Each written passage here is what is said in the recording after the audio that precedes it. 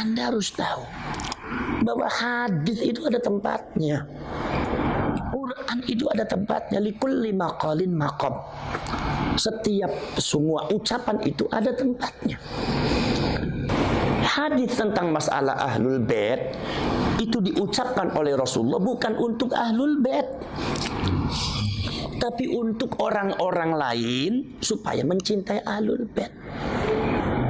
Jadi kalau demikian berarti ahlul bait, apalagi oknum-oknum habaib yang mengaku dirinya cucunya Rasulullah, itu jangan sekali-kali menggunakan hadis ini di depan orang lain, karena ini hadis bukan untuk Anda. Ini untuk orang supaya mencintai ahlul bait. Contohnya begini. Al-Quran dengan hadis tentang masalah fadilah sodaqah itu bukan untuk orang yang minta sodaqah, tetapi untuk orang yang mau memberi sodaqah. Jadi jangan sekali-kali Anda itu kalau semua membuat proposal atau ingin dapat sodaqah dari orang lain, itu kemudian dalilnya Al-Quran dan hadis ini. Ini namanya godam orang suruh sodaqah dengan Al-Quran dan hadis. Inilah orang jahil, orang sesat, orang yang pemahaman dan penalaran keilmuannya tidak mutasil, tidak nyambung dengan para ulama salafus saleh, tidak nyambung. Maka dari itu jangan sampai seperti itu. Jadi jangan sampai ini disalahgunakan orang lain. Mengaku dirinya bahwa saya itu ini kata Rasulullah seperti ini sekarang. Loh, ini hadis bukan untuk Anda. Ini hadis untuk orang supaya mencintai ahlul bait. Apalagi nasab daripada Ba'alwi ini lagi dipermasalahkan, ya kan? Masih banyak dipermasalahkan, ya. Nah ini makanya jangan suka seperti itu. Ini bisa-bisa menjatuhkan nilai daripada hadisnya Rasulullah itu sendiri. Nilainya jadi jatuh gara-gara Anda, karena Anda salah menempatkan. Nilai Al-Quran dan hadis tentang sedekah bisa-bisa jatuh gara-gara Anda, karena Anda tidak bisa menempatkan. Akhirnya orang ketika didalili itu nggak mempan. Kenapa? Ya gara-gara Anda itu menyalahgunakan hadis dari Al-Quran dan Al-Quran, menyalahgunakan dalil untuk tujuan yang tidak benar dan ditempatkan pada tempat yang tidak benar.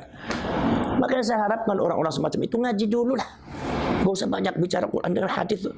Hadis tuh baca Qurannya saja masih belang-belang tuh, nggak pakai tajwid. Baca kitabnya saja udah dengan santri saya lebih pintar santri saya. Udah apalagi nahwu sorof dengan balaghah. Ya. Jangan dibilang nahwu sorof itu nggak penting. Penting.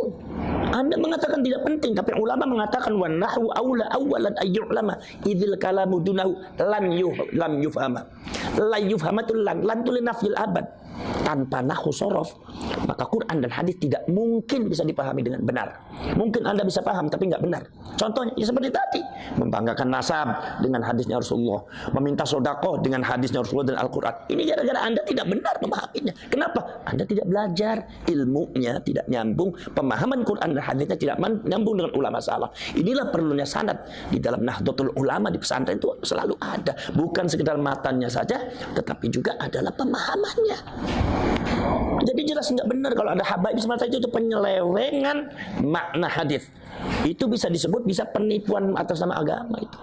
Nggak boleh. Seperti halnya juga oknum-oknum yang meminta sedekah untuk menggunakan Al-Quran hadis. Ini sudah penipuan mengatasnamakan agama. Ini sudah penyelewengan makna dalil ini.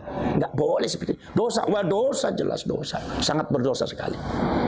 Tapi kalau orang semacam itu yang nggak ngaku dosa, udah biarin aja. Urusan dia dengan Allah, ya orang jahil namanya juga. Orang jahil tuh yang nggak tahu kalau dirinya salah juga nggak tahu. Nah itu seperti itu cara.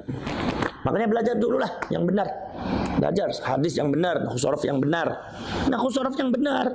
Jangan dibilang, oh itu kan rafa' nasab kan sama aja itu biasa. Jangan Anda bilang biasa. Innallaha bari'um minal musyrikin wa rasulah. Ini harus wa rasulah. Sesungguhnya Allah dan Rasulnya tidak bertanggung jawab terhadap orang-orang musyrik. Coba kalau dibaca wa rasulih, innallaha bari'um minal musyrikin wa rasulih. Jadi sesat. Sesungguhnya Allah tidak bertanggung jawab terhadap orang musyrik dan Rasulnya. Berarti sesat. Ini pemahaman salah gara-gara apa? I'rabnya salah. Makanya yang namanya i'rab itu sangat penting di nahwu shorof tuh. Belajar nahwu shorof dulu lah. Kalau Anda itu baca antara fa'il dan maf'ulnya nggak benar, baca bagaimana itu sighat fa'ala yufa'ilu, mana yang harus fa'ala, mana yang harus af'ala, mana yang harus majhul, mana yang maklum, Anda belum tahu, ya udah Anda jangan mendebat para ulama, para kiai lah.